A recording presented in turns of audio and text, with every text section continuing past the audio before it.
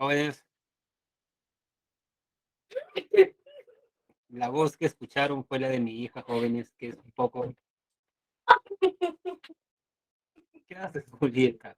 Es un poco, es un poco como toda niña, ¿no? Curiosa, así que las disculpas del caso, jóvenes. A ver, a ver, jóvenes. Voy a tomar la foto correspondiente. Ciclo 2022, clases, capturas. Muy bien. Sí. Buenas tardes, Jordan. Buenas tardes, Han. Buenas tardes, Gianmarcos. ¿No? ¿No? Ya, buenas tardes, Robinson. Muy bien. A ver. mm, aula 32, ¿correcto? Semana 4. Mm, entonces, ya, screenshot necesario. Muy bien,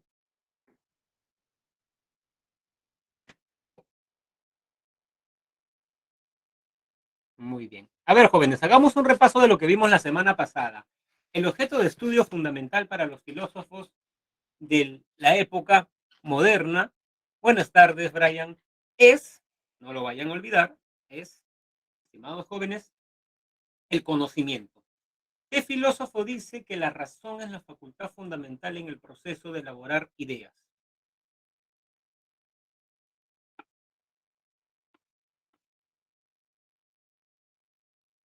Era el padre de la filosofía moderna. Muy bien, René Descartes. René Descartes. Además, Descartes tenía como método la duda metódica. De lo que se trata es de dudar de todo lo que hemos aprendido. ¿Cuál es la primera certeza a la que arriba Descartes después de poner en práctica la duda metódica? Cogito ergo sum. Así es. Pienso, luego existo. También hace una clasificación de ideas entre adventicias, si veo un perro y veo una paloma en el parque, pero luego sueño con un perro con alas, ¿no? O con un caballo al lado. Mi imaginación lo está juntando. Facticias o ficticias. Y finalmente están las ideas innatas, ¿correcto? Ejemplo de idea innata, Dios, he nacido con él. ¿Quién critica a Descartes y dice nada hay en la mente que primero no haya pasado por los sentidos?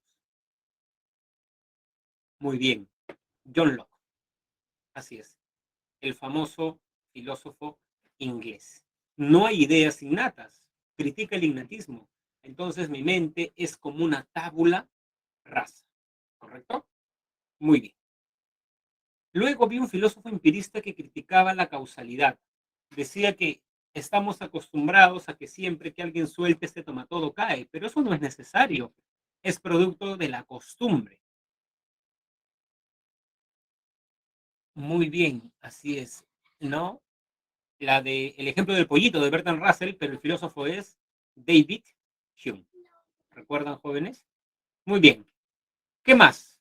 Después teníamos un filósofo que tomaba lo mejor de Descartes y de Locke y que decía que el conocimiento empieza en la experiencia, pero se necesita de la razón.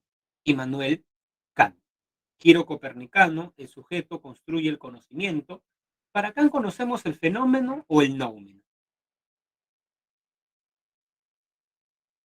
El fenómeno, la apariencia de la realidad. Lo que las cosas son, no las, no las conocemos. ¿Correcto, jóvenes? Muy bien, muy bien, muy bien. Tenemos eso y la diferencia entre juicios analíticos y juicios sintéticos.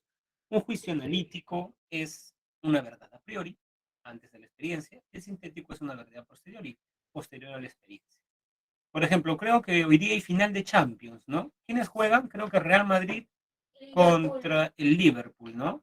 Ya, por ejemplo, decir que el Liverpool va a ganar al Real Madrid es un juicio, es una verdad a priori o a posteriori.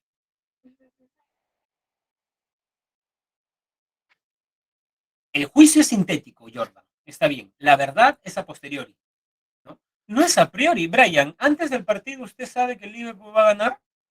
No es a priori, es a posteriori. Y recuerden que el juicio es el sintético. Cuidado con eso, ¿ah? La verdad es a priori, pero el juicio es sintético. la verdad a priori es un juicio analítico, ¿correcto? Muy bien, jóvenes, los felicito por haber repasado.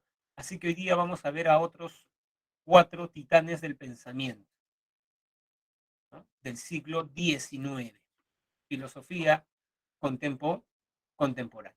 ¿Pueden ver lo que estoy proyectando?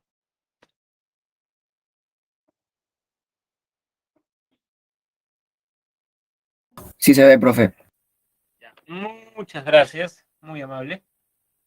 Muy bien, jóvenes. Gracias, Jordan, Gianmarco y Hans. A ver, jóvenes, vamos a ver primero a Hegel. Hegel tiene la siguiente definición de filosofía. La filosofía es un saber absoluto, ¿correcto? ¿Qué significaba filosofía etimológicamente?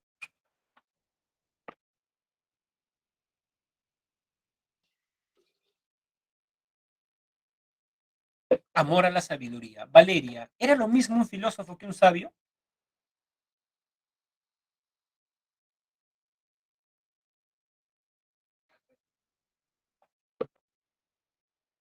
¿Era lo mismo un filósofo que un sabio?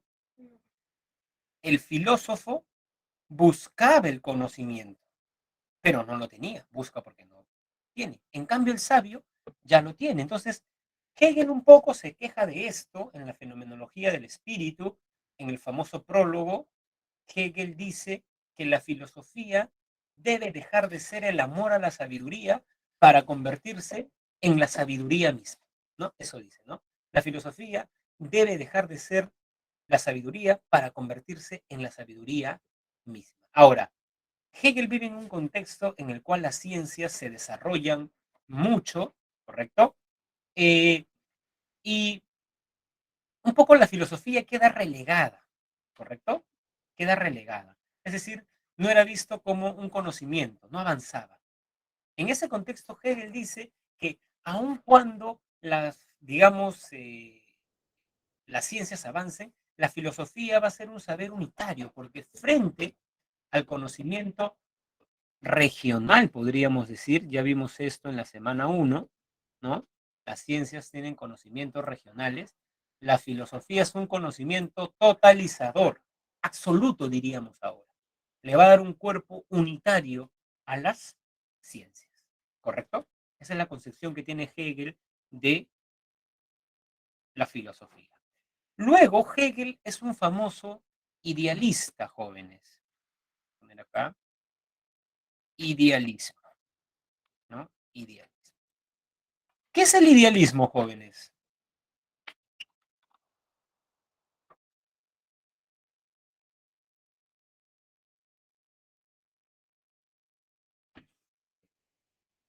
Bórrenle, bórrenle ismo. ¿Y qué queda? ¿No? La superioridad, ya, muy bien. Así es, Jordan. Digamos, corriente filosófica que considera que las ideas son fundamentales o superiores. Ya, perfecto, perfecto. Pero, ¿qué quiere decir eso? Que primero existe la idea y luego la realidad. Pregunta, jóvenes. ¿Por qué recordamos a Jesús para Hegel? ¿Cuál es la importancia de Jesús para la humanidad? Porque Jesús trajo la idea de la libertad y de la igualdad. Jesús vino y nos dijo algo muy revolucionario. Todos somos libres e iguales. El que ostenta dinero, el que no. Claro, la justificación de Jesús era porque todos somos hijos de Dios. En el tiempo de Jesús todos eran libres e iguales. No, así es, Jordan. No lo era. Entonces Hegel dice, no importa, porque ya surgió la idea de la libertad con Jesús. Esa idea va a demorar 18 siglos en cumplirse y en hacerse real, de estar en la realidad. ¿Correcto? ¿No? De estar en la realidad. Entonces, el idealismo es eso. Primero existe la idea y luego existe la realidad. ¿Correcto? ¿No? El ejemplo de, incluso para Hegel, como pueden ver acá, la historia es el avance progresivo de la libertad. Porque primero, si han visto la película 300, Jesús es precursor de la democracia y el socialismo, profesor. Eh, Interesante pregunta. Robinson, porque hay una lectura, como la vamos a ver la siguiente semana, la semana 5, de la teología de la liberación, donde Jesús sí tiene, digamos, componentes, ¿no? Jesús dice que lo que define nuestro ingreso al cielo, en un famoso pasaje de la Biblia que vamos a leer la siguiente semana, por tu trato con los pobres. Así que Jesús tiene elementos, ¿no? Ahora, el socialismo llega al poder por las armas, matando a las personas que ostentan el poder. No creo que Jesús esté de acuerdo con eso, ¿no? En cierto sentido, sí. Hay muchos que dicen que Jesús era contrasistema, ¿no? Era una suerte de revolucionario, sí, por eso lo crucificaron, porque iba en contra del estatus quo, ¿correcto? Pero, Robinson, esa es una lectura, ¿eh? Esa es una lectura. En ese punto hay afinidad, ¿no? Pero de nuevo, el socialismo es más que eso, ¿no? Es llegar al poder por una revolución sangrienta. No creo que Jesús esté de acuerdo con eso, ¿no? Porque además Jesús, por otro lado, decía que debíamos amar a nuestros enemigos. Entonces, en algún punto, Robinson, ¿no? Para ser general.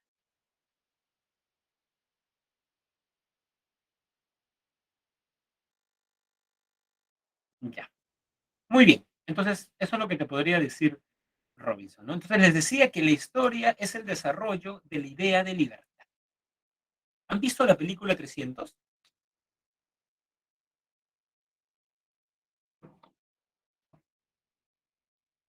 Ya, por ejemplo, en esa película, del bando de los persas, uno solo era libre, Jerjes, porque todos los otros eran como sus esclavos, ¿no? Se dieron cuenta cuando no podían conquistar los generales persas, Jerjes mandaba que le corten la cabeza. Él era libre. Si analizamos a los amigos de Leónidas, el rey, no eran sus inferiores, ¿no? No eran sus inferiores, ¿correcto? Eran, podríamos decir, estimados jóvenes, iguales. Pero claro, en el mundo griego no todos eran iguales. Por ejemplo, en el mundo griego, Maricielo sería ciudadana, Mirla sería ciudadana, Fabiana sería ciudadana, no. Algunos eran libres iguales, los varones, atenienses además, ¿correcto? Es recién en la actualidad que, por ejemplo, Maricielo puede votar cuando tenga la edad adecuada, pueden postular a la universidad. Entonces, es como si la sociedad se plantea ideas, ¿correcto? Y poco a poco, digamos, ¿no? Estas ideas las va materializando, ¿correcto? Las va, ¿no? Esa es una lectura hegeliana de la historia, ¿correcto? Muy bien. La dialéctica. ¿Qué es la dialéctica, jóvenes? Para Hegel, digamos, tenemos primero una definición, o sea, una defensa vehemente de algo. Por ejemplo, el racionalismo defendió que la razón era la facultad fundamental en el proceso de elaborar ideas, ¿correcto? Era la razón. Y los sentidos, ¿por qué no? Porque los sentidos nos llevan al error y más esto y lo otro, ¿correcto? Eso lo dice René Descartes. Pero esa defensa exagerada de la razón permitió que llegue un movimiento de antítesis que negó que la razón sea la facultad fundamental en el proceso de elaborar ideas. ¿Cómo se llamaba ese movimiento? ¿Lo recuerdan?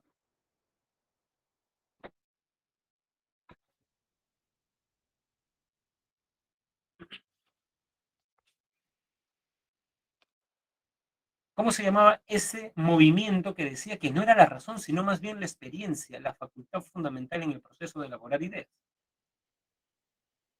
Empirismo. ¿Ven? Su antítesis, su negación. ¿Correcto? Surgió el socialismo, luego el fascismo. ¿Correcto? ¿No? Siempre hay un movimiento de antítesis, lo contrario. Pero lo interesante de Hegel, ¿no?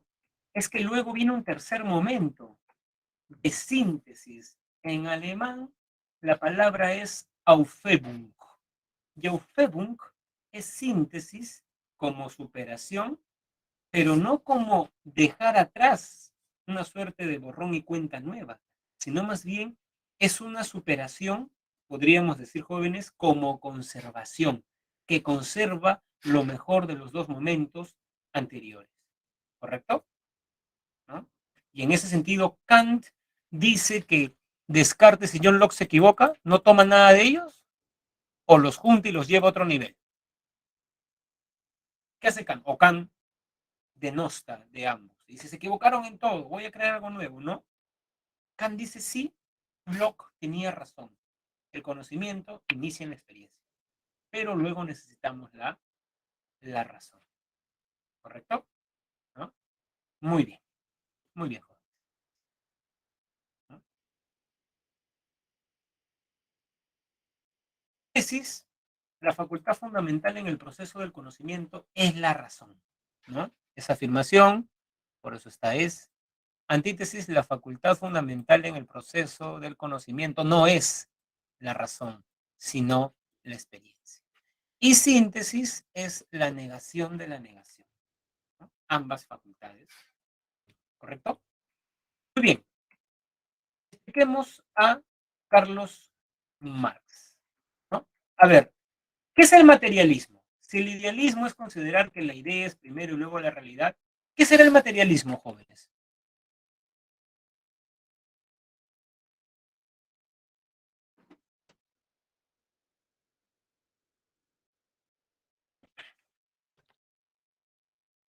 Así es, Jordan. La materia es lo primero, luego la realidad, ¿correcto?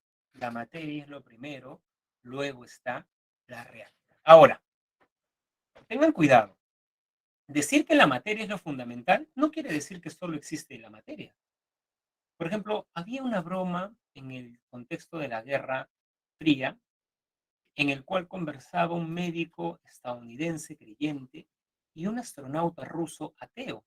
El astronauta, en tono jocoso, le decía, yo he visto, digamos, he viajado al espacio y no he visto ni ángeles ni a tu Dios, ¿correcto?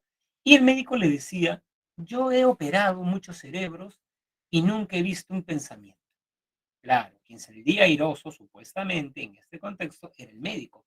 Pero lo que le diría un materialista al médico es, ¿podría existir un pensamiento sin la base material del cerebro?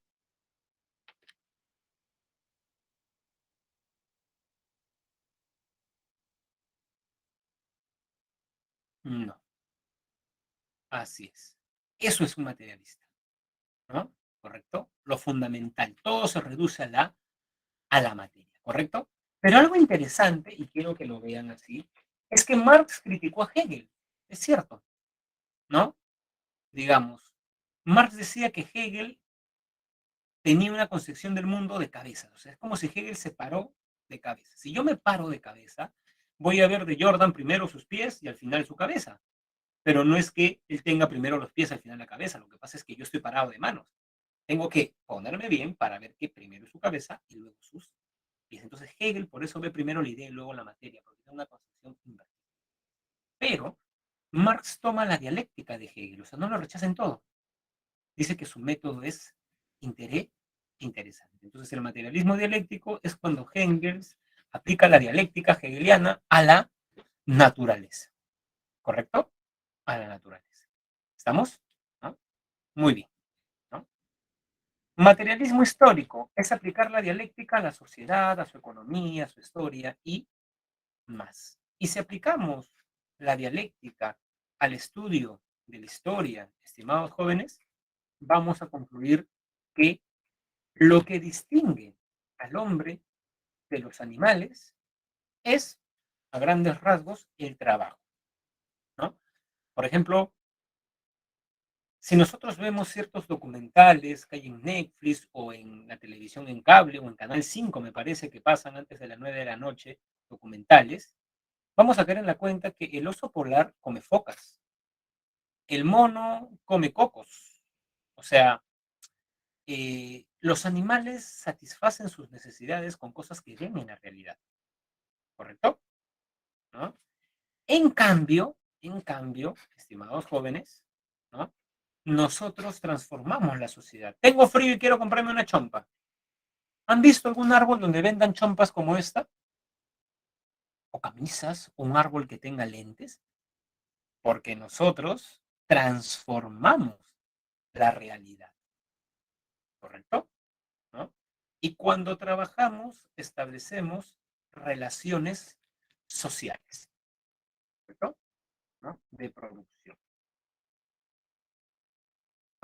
Entonces, o sea, cuando yo trabajo, cumplo una función dentro de la empresa, ¿no?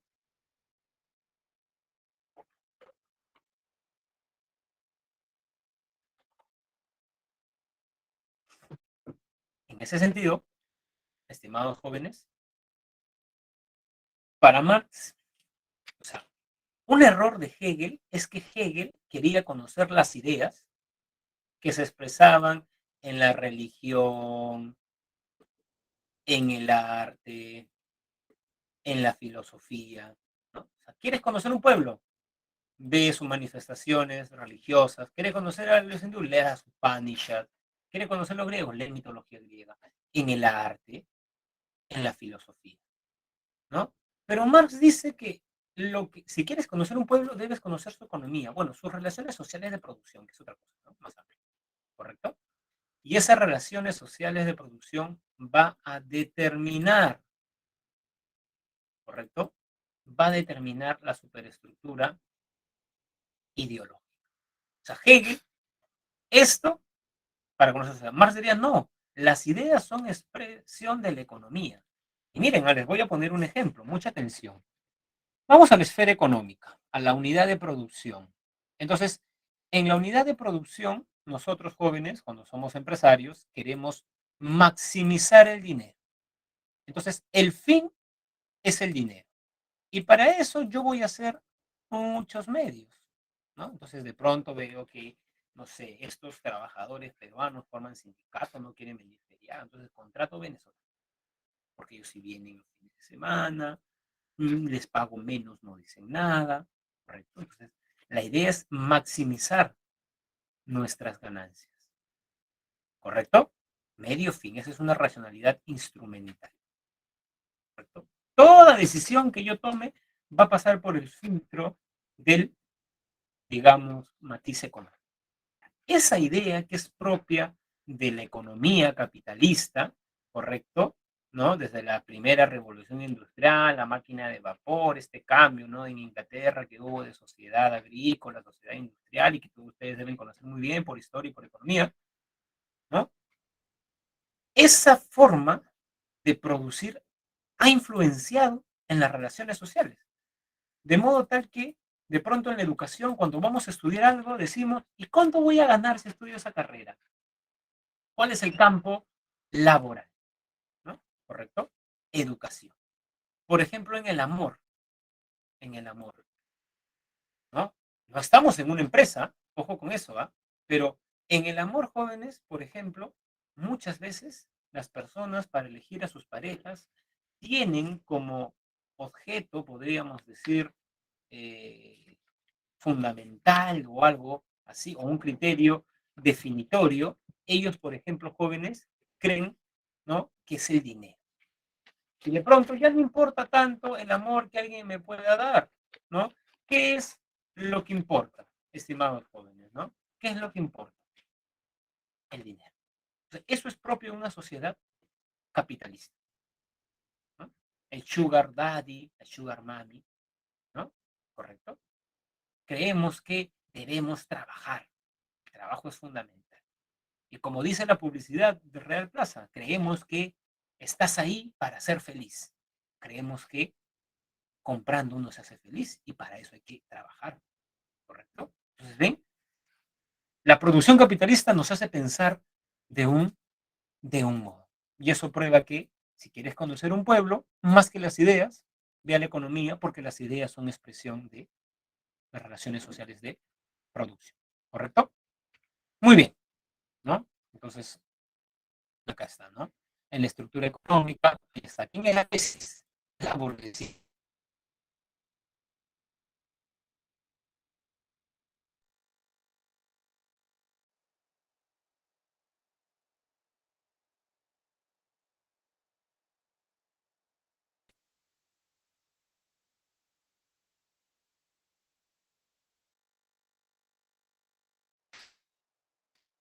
jóvenes, supone una tercera o una segunda diferencia con Hegel, ¿no? Tercera en realidad, primero idealista, Hegel, Marx materialista, segundo que Hegel quiere comprender las ideas, Marx se da cuenta que las ideas son expresiones de las relaciones sociales de producción, y la tercera idea es, estimados jóvenes, que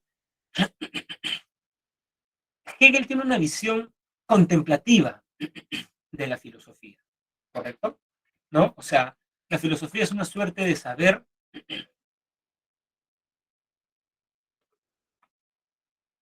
teórico.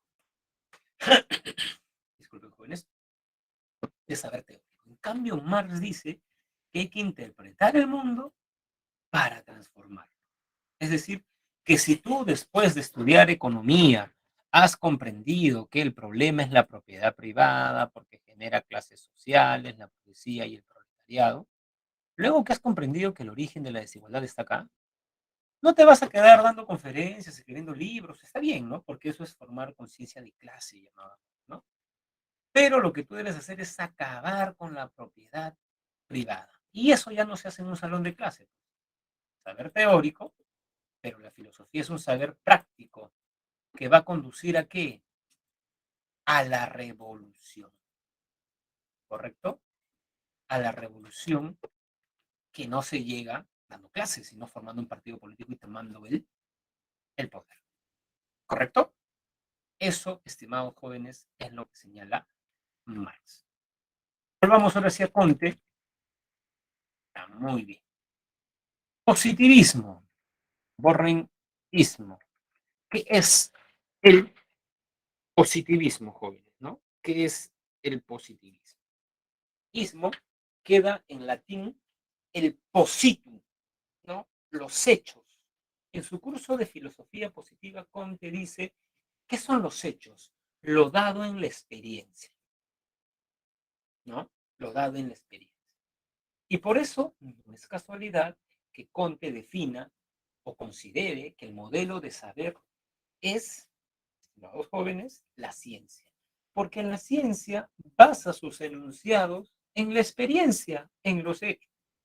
Todos los metales se dilatan. Mira, este es prueba empírica.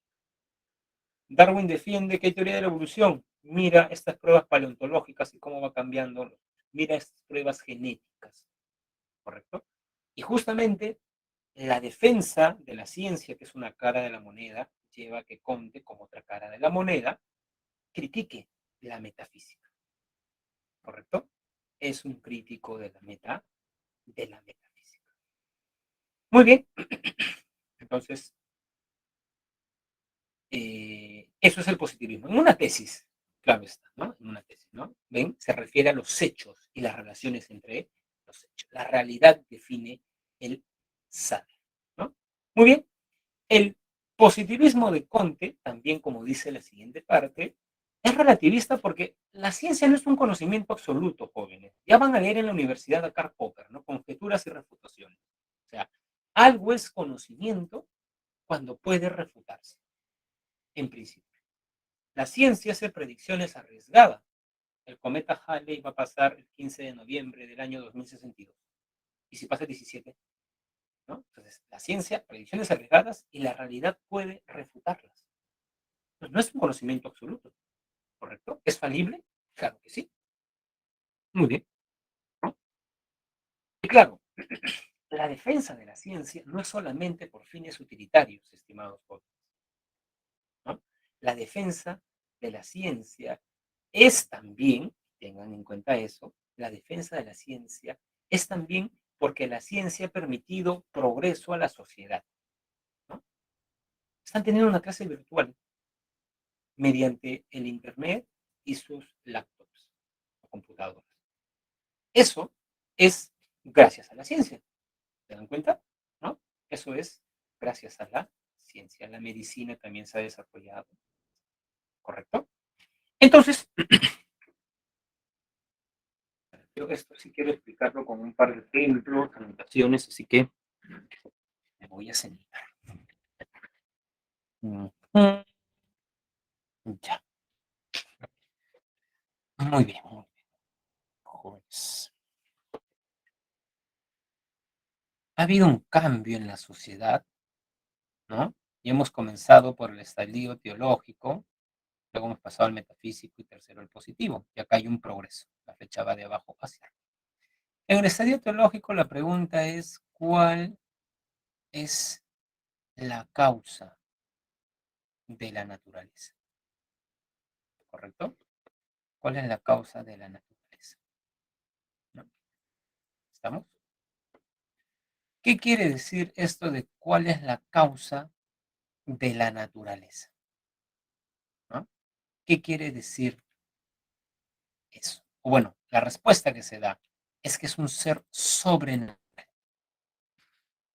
Sobre, está por encima de la naturaleza. No es la naturaleza, pero crea la naturaleza. Pueden ser varios dioses, puede ser un dios, monoteísmo, politeísmo. Y yo conozco a Dios por la fe. La facultad fundamental es la fe. Por eso es el momento de la religión, ¿correcto? ¿No? Movimiento telúrico y los griegos decían, ¿qué habremos hecho que Poseidón está molesto con nosotros? ¿No? Es un ejemplo, ¿cierto?, de estadio teológico. En cambio, en el estadio metafísico, la pregunta es la misma. ¿Cuál es la causa de la naturaleza? Pero la respuesta ya es un ser racional. Y al ser racional, como su mismo nombre lo dice, entiende la razón. Y la filosofía es una actividad racional. Por ejemplo, cuando Aristóteles dice que la primera causa es incausada, ¿no?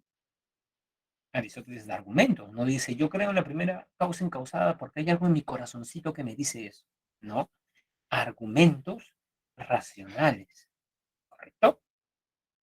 ¿No? Tiene argumentos racionales. Muy bien, muy bien, ¿no?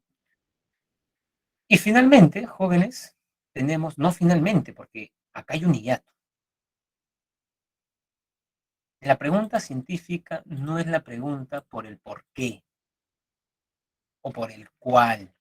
¿Cuál es la causa final, causa eficiente? ¿Recuerdan quién hablaba de las 4 causas?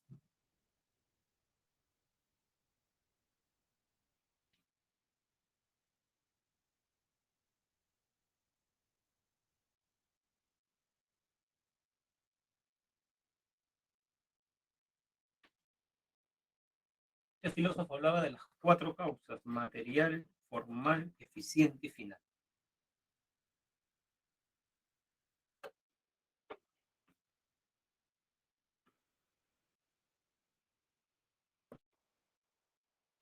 Muy bien, Aristóteles. Así es. Muy bien, Aristóteles. Perfecto, está bien. Por ejemplo, jóvenes, cuando ustedes ven una mesa, ven al carpintero, o sea, la causa eficiente. Ven a la causa eficiente cuando ven ese tomatodo. No. Entonces, eso no es remitirse a los hechos. ¿Cuál es la causa final? Esa pregunta no es científica. Lo que está diciendo Conte es, lo que hace Aristóteles no es ciencia, pues es metafísica. Causa eficiente, causa final, ¿qué es eso? Nada que ver. ¿Cómo se dan los fenómenos? Esa es la pregunta científica,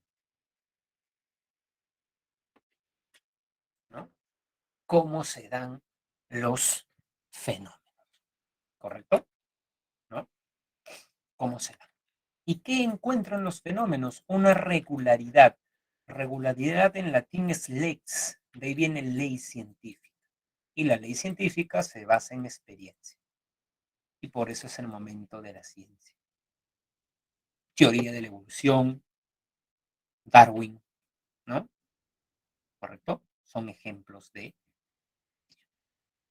Y el progreso. O sea, Conte hace una analogía que el desarrollo de la humanidad es como el desarrollo de un ser humano. ¿Qué quiere decir eso? Que el estadio teológico, jóvenes, sería la niñez de la humanidad, ¿no? Ingenuo, pues acepta que, digamos, un rayo es producto de la ira de Zeus, ¿correcto? Estadio metafísico, eso es la adolescencia, ¿correcto? Porque la filosofía es rebelde frente a la experiencia. Platón nos habla del mundo de las ideas, sí, pero ese mundo de las ideas yo no lo veo. No, es que tú accedes con tu razón, podríamos decir. El estadio positivo es el periodo de madurez, donde tú dices algo y lo sustentas, ¿correcto? Muy bien, es así. ¿Alguna pregunta hasta acá, jóvenes? ¿Alguna duda? ¿Algo que no quedó claro?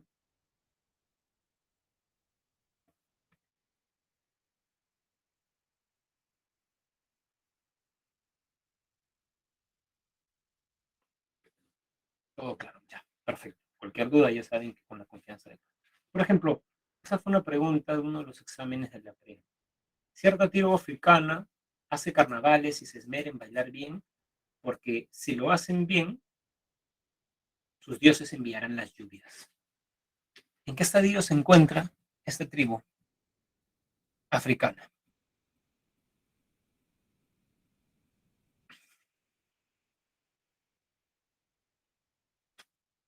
En el teológico. En el teológico, ¿correcto? El materialismo dialéctico, Jordan, ya está después, ¿no? Sí. El materialismo dialéctico, Jordan, separa la palabra. Materialismo, la materia es lo fundamental, pero la materia se mueve dialécticamente. Tesis, antítesis, síntesis. Como las cargas en el átomo. Positivo, negativo, pero a pesar de eso hay unidad. Ya, ese movimiento se da en la realidad, ¿no? O sea, la realidad se mueve dialécticamente. Eso es. En realidad lo que te debería preocupar más, Jordan, es el materialismo histórico, porque usualmente las preguntas vienen sobre el materialismo histórico, o sea, sobre esto, la relación entre estructura y superestructura. ¿Correcto? Sobre todo porque son preguntas de eco, ¿no? Entonces pueden ir así como que con el ejemplo que le di, ¿no? Las personas creen que todo el dinero, esto se explica por las relaciones sociales de producción, ¿no? Ya, eso es Marx, ¿correcto? Muy bien. Entonces, de nuevo, materialismo dialéctico es, jóvenes, considerar que, ¿no? Considerar, digamos, que la materia es lo fundamental, pero ella se mueve dialécticamente, ¿correcto? Entonces, como dice la lámina, Engels aplicó la dialéctica a la naturaleza, ¿correcto? Y, digamos, ello lo llevó a pensar en el devenir de la materia. O sea, la materia se mueve dialécticamente. Eso es, estimado Jordan, ¿no? El materialismo dialéctico. Muy bien. Vamos ahora entonces a Friedrich Nietzsche. Muy bien. Nietzsche, siguiendo a Schopenhauer, dijo que hay una mentira dentro de la historia de la filosofía. Y esa mentira es que el hombre es un animal racional. Mentira. Lo que lo gobierna al hombre es la voluntad. Lo que pasa es que la voluntad hace, o la razón hace lo que la voluntad quiere. Es como cuando, no sé, ya van a ingresar a la universidad y van a ir a un curso de teatro, de clown, y de pronto te atrae algo. Eso es un acto de voluntad. Luego tu razón piensa cómo conquistar a esa persona. Entonces, de pronto esa chica estudia literatura. Entonces tú dices, bueno, voy a comenzar a leer García Márquez, Vargas Llosa para tener tema de conversación. Entonces, la razón es una esclava de lo que la voluntad quiere. Y la voluntad para Nietzsche es un conjunto de instintos vitales, ¿correcto? ¿No? Entonces, por eso es también vitalista. Y lo que quiere hacer la voluntad casi siempre es dominar a otras personas. Voluntad de poder, de dominio, ¿no? Eso se ve en las relaciones amorosas, ¿no? Es como que hay alguien que domina y a veces lo quiere hacer notar, ¿correcto? ¿No? Estás en el karaoke, cada uno elige y dice, ya, Luis, yo voy a elegir ya porque yo mando acá, ¿no? Dice voluntad de poder. Claro que sí, ¿no? Voluntad de poder. Muy bien. Ahora, en el tiempo de Nietzsche, muchos se preguntaban por qué la cultura griega era una cultura tan grandiosa. ¿Por qué todo aquel que lee un diálogo de Platón, lee un libro de historia de Tucídides, lee una tragedia de Sófocles, ve una escultura de Fidias, ¿no? Queda maravillado con la cultura griega. O sea, ¿qué tienen los griegos? La respuesta usual es que los griegos eran la cultura de la razón, ¿no? De la medida, como lo muestran sus esculturas, de las formas e ideas perfectas. Nietzsche muestra que este enfoque, cuanto menos, es unilateral, ¿no? ¿Qué quiere decir que sea unilateral? Que está perdiendo de vista que también había un Dios de lo instintivo, ¿no? De lo desmedido, de la noche y de los impulsos sexuales. No todo era razón en la cultura griega, ¿correcto? ¿No? No todo era razón en la cultura griega, ¿no? Entonces, los griegos estudiaban filosofía, sí, pero también iban a las fiestas bacanales, donde las bacantes, como lo cuenta Eurípide en su tragedia que lleva ese nombre, juntaban vino y todo terminaba en orgías, ¿correcto? ¿No? Eso no es tan racional que digamos. Esto era así en la cultura griega, ¿no? Entonces, es como que una persona va a una fiesta, tiene pareja, toma un poco, Apolo le va a decir, si es que baila con una chica y ve que este chico puede engañar con esa chica a su pareja, Apolo le va a decir, ¿qué haces? Mírete, ya vete a tu casa, respeta a tu pareja. Dionisio le va a decir, carpe bien, déjate llevar, la vida es una. ¿Quién gana usualmente, jóvenes? ¿Apolo o Dionisio?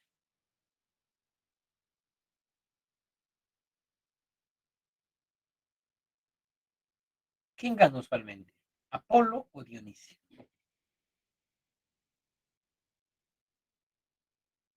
¿Su razón o el animal que llevan dentro?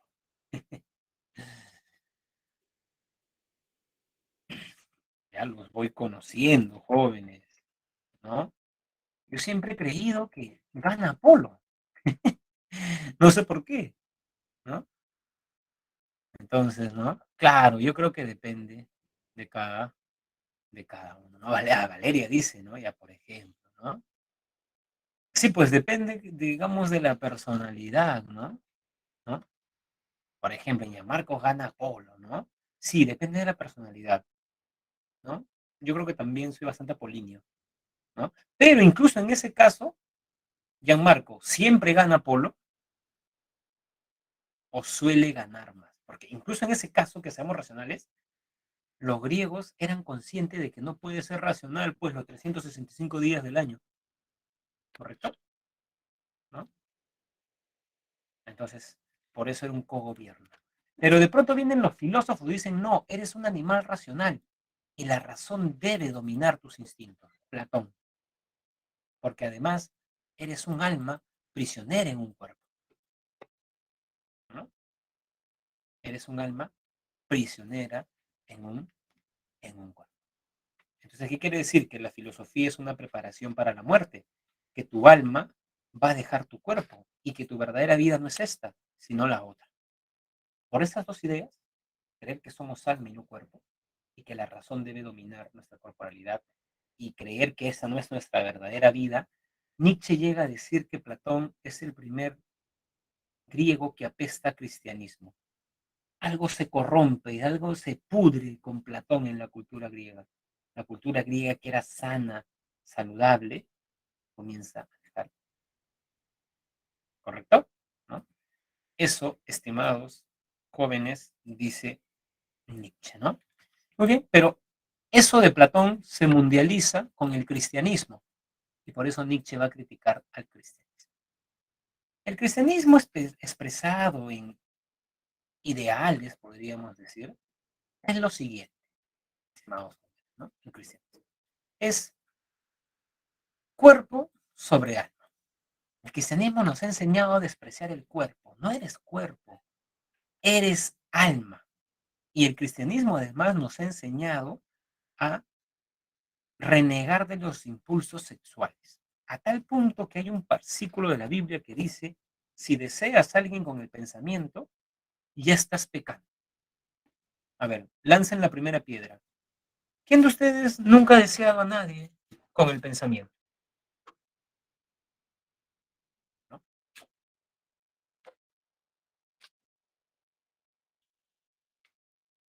ver, la verdad ante todo. ¿Quién de ustedes, no? Por ejemplo, Jeremy, has dicho algo interesante. Entonces, ¿eso qué quiere decir? Que el cristianismo te está pidiendo cosas imposibles, cosas que van en contra de tus impulsos. O sea, si ves una película y ves a Scarlett Johansson y te parece guapa, y duermes y sueñas que le dabas un beso a Scarlett Johansson, ya eres un pecador, porque estás deseando a la mujer de tu prójimo, ¿correcto? ¿No? Entonces, ¿no? Eso es, Eva Dionisio dice, ¿no? Muy bien, ¿no? O sea, es claro que es terrible porque te está pidiendo algo que no vas a poder. Uno. Dos, para el cristianismo todos somos iguales. Y tercero, debemos ser solidarios con los más débiles, ¿no? Nietzsche dice que, bueno, eso suena bien, pero Nietzsche había leído a Darwin y la lección que sacó Nietzsche es que los hombres somos animales. Los más elevados tenemos razón y más, pero al fin y al cabo, animales. Y todo animal está sometido a leyes de evolución. Y en ese sentido el hombre tiene dos instintos básicos, autoconservación y conservación de la especie. O sea, mientras el cristianismo me pide negar mi cuerpo, yo soy alma sobre todo, yo voy a conservar mi cuerpo y por eso hago deporte, duermo mis horas adecuadas, ¿no? Como, tomo bastante agua, o sea, amo mi cuerpo. ¿Cuál es el otro instinto? La conservación de la especie. Para conservar la especie, tengo que buscar una persona de mi misma especie, digamos del otro sexo, y tener un hijo, ¿correcto? Todos queremos eso. No queremos que los genes terminen con nosotros. Claro que podemos decidir, algunas personas deciden no ser padres, pero tenemos esa inclinación, ¿correcto? Tenemos esa inclina, inclinación. Entonces, mientras el cristianismo me pide negar mi cuerpo, yo voy a afirmar mi cuerpo, ¿no? A ver, Ron dice, profe, me parece que el cristianismo fue modificado y, y tergiversado. El proto-cristianismo es desconocido. Incluso el Cristo no se sabe qué hizo. Cierto, ¿no? No sabemos eso. Es cierto. Robinson, Nietzsche dice en El Anticristo que él va a criticar lo que hicieron con las enseñanzas de Jesús. No a Jesús, porque a Jesús le parece un gran tipo Nietzsche. Primero porque era coherente, ¿no? Cumplía lo que decía, ¿no? ¿Correcto? No es como ese cristiano, ¿no? Que tiene 50.000 soles en su cuenta y no ayuda al prójimo, ¿no? Y se golpea el pecho, ¿no? Ese es incoherente, ¿no? Pero Jesús era coherente. Es un gran sujeto para Nietzsche, sí. Nietzsche está criticando el cristianismo, como usted dice, lo que hicieron con las enseñanzas de Jesús. O sea, lo que hizo Pedro, ¿no? O perdón, Pablo, ¿no? Pablo, Pedro fue el que lo negó, ¿no? ¿Correcto? Lo está criticando el cristianismo. Eso es cierto. Segundo, no todos somos iguales, mentira. Hay individuos que son mejores que otros, hay jerarquías, así como en los animales, hay un león más fuerte. En la sociedad hay gente mejor, ¿no? ¿Correcto? No todos somos iguales. Y esos que son mejores deben dominar a los inferiores. Primer principio de nuestra moral, muerte a los débiles, y hay que ayudarlos a morir por amor a la humanidad. Esa es una frase de Nietzsche en El Anticristo que siempre me llamó mucho la atención, ¿correcto? Y tercero, a ver jóvenes, ¿ustedes aman al prójimo?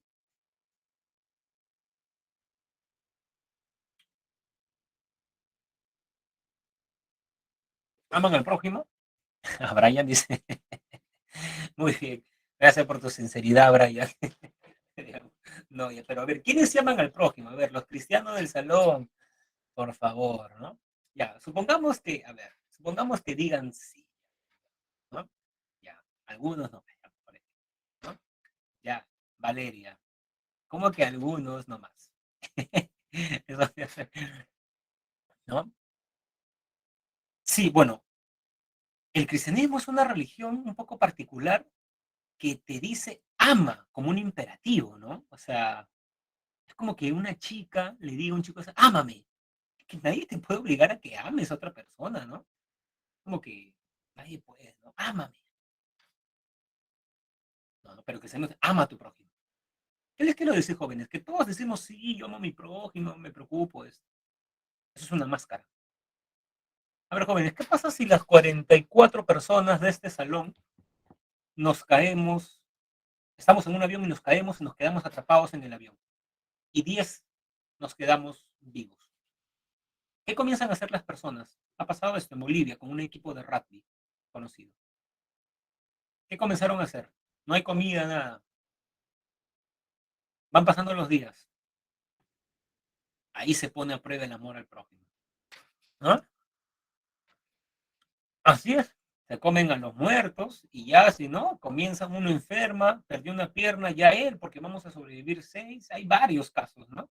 Digamos, ¿no? Un barco que se perdió en Inglaterra, el equipo de rugby, un avión que se cayó creo que en Canadá o en Japón, ¿no? Entonces, en el fondo tú eres egoísta, ¿no? En el fondo somos egoístas. Claro, la moral es una máscara, ¿no? La moral es una máscara. Y por eso Nietzsche dice que Dios ha muerto, ¿no? Por eso. Porque los cristianos, ¿no? Han matado a Dios. Cada acto que no va con el cristianismo es un cuchillazo, ¿no? Engañar a su esposa, cuchillazo a Dios, ¿no? No ayudar a los pobres, cuchillazo. No ser coherente con el cristianismo. Dicen ser cristianos, sí, soy cristiano, ¿no? Pero en el fondo no lo son. Es una máscara, como un cascarón, ¿correcto? ¿No? Muy bien, ¿no? Muy bien, ¿no? Así es. Entonces, ¿qué moral ha triunfado? ¿La de los débiles o la de los fuertes? La de los que le dicen sí a la vida, sí a su cuerpo, ¿no? Si tuviera que creer en un Dios, sería en un Dios que baila, dice Nietzsche, ¿no? Jóvenes, yo para nada soy nietzscheano, ¿eh? No me parecen, o sea, lo digo porque a veces, ¿no? Por ejemplo, en esto que bailan también, no me gusta bailar. Pero Nietzsche dice eso, ¿no? Si tuviera que creer en un Dios, sería en un Dios que baila. Frente al que le dice no a la vida, al reprimido. No es que no tenga impulso, los tiene, pero se reprime. Dice que esta no es la verdadera vida. ¿Qué moral ha ganado? ¿La de los siervos o la de los señores?